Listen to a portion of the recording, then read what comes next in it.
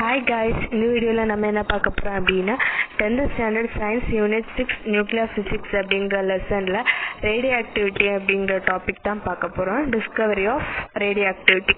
In 1896, French physicist Henri Becquerel finished his research for the week and stored a certain amount of uranium compound away in a drawer for a weekend.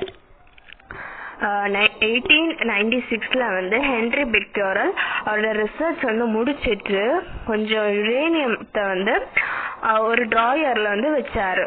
ஒரு 7 நாளைக்கு வச்சிருக்காரு. By chance an unexposed photographic plate was stored in the same drawer. So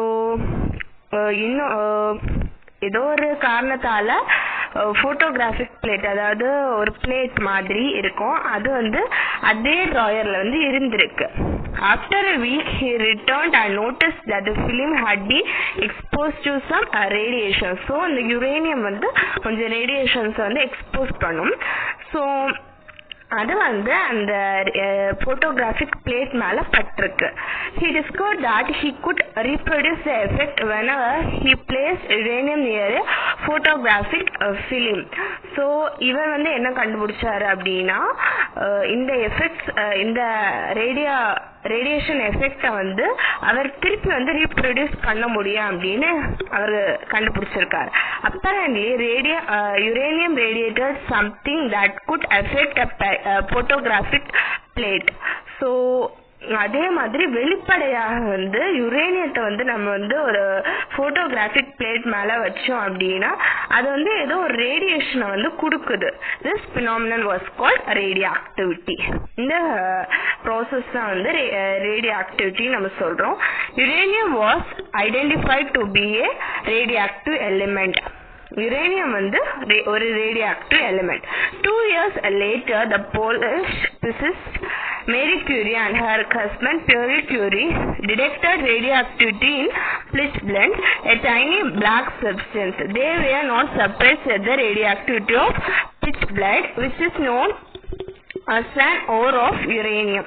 So இந்த incident நடந்ததுக்கு 2 வருஷம் அப்புறமா வந்து Marie Curie அவங்களும் அவங்களோட ஹஸ்பண்ட் பியரி கியூரி அவங்களும் பிட்ச் பிளேட் அப்படிங்கிற ஒரு சப்ஸ்டன்ஸ்ல இருந்து ரேடியோ ஆக்டிவா கண்டுபிடிச்சாங்க. ஆனா அவங்க வந்து ரொம்ப சர்ப்ரைஸ் ஆகல, பிகாஸ் யுரேனியத்தோட ஒரு உலோக கலவை தான் வந்து பிட்ச் பிளேட். ஸோ அதனால சேம் திங் தான் அவங்க வந்து சர்ப்ரைஸ் ஆகல. Later they discovered that the radiation was more intense from pure uranium. அதுக்கப்புறமா வந்து அந்த பியூர் யுரேனியத்துல இருந்து அவங்க வந்து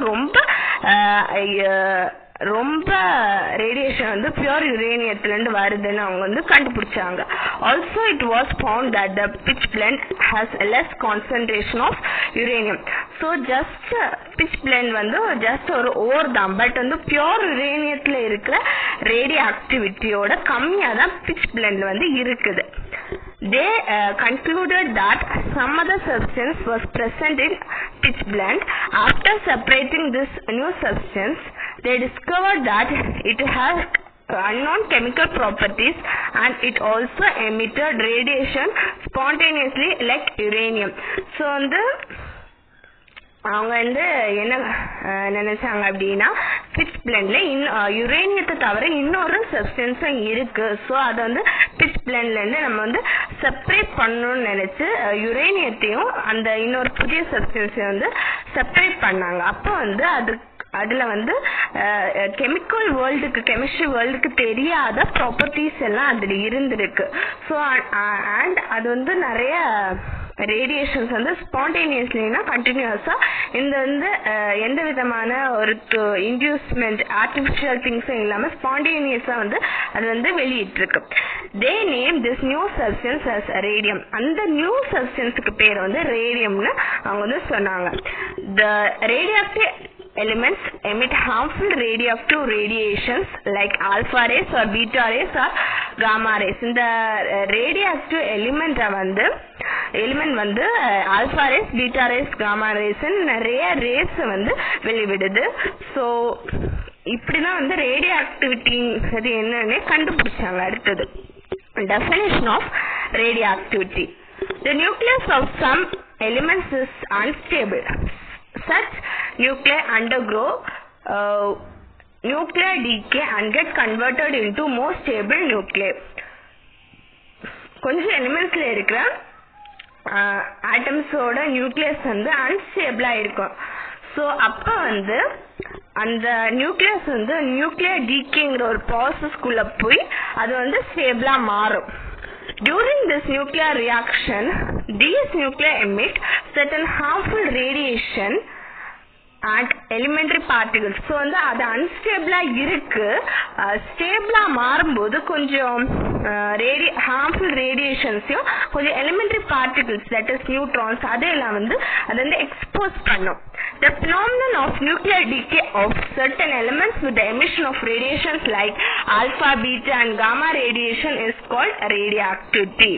So அந்த phenomenon அந்த process அந்த நியூக்ளியர் டீகே ஒரு எலிமெண்டோட நியூக்ளியர் டீகே process தான் வந்து நம்ம வந்து ரேடியோஆக்டிவிட்டின்னு சொல்றோம்.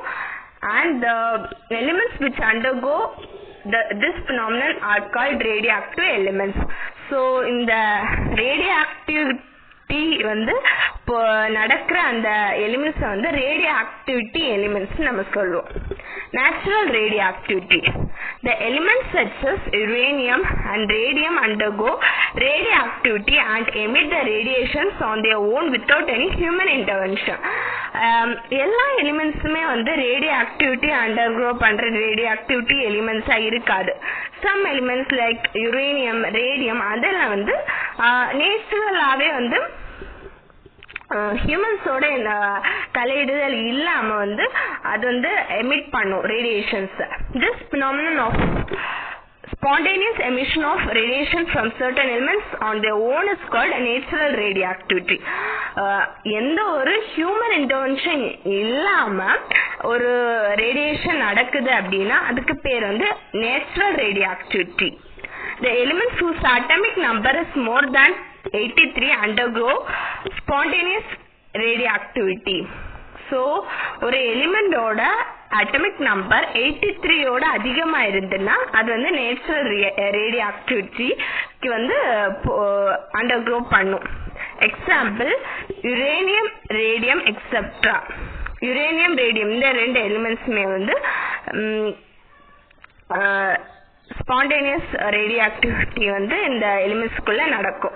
which have been identified as radioactive substances with atomic number less than there are only two elements which have been identified as radioactive substance with atomic number less than 83. They are technetium with atomic number 43 and promethium with atomic number 61. So ரெண்டு elements தான் 83 ஓட குறைவா வந்து அவங்க வந்து கண்டுபிடிச்சிருக்காங்க. அது வந்து டெக்னீட்டியம், புரோமீத்தியம். அது டெக்னீட்டியம்க்கு வந்து அட்டமிக் நம்பர் 43, புரோமீத்தியம்க்கு வந்து அட்டமிக் நம்பர் 61.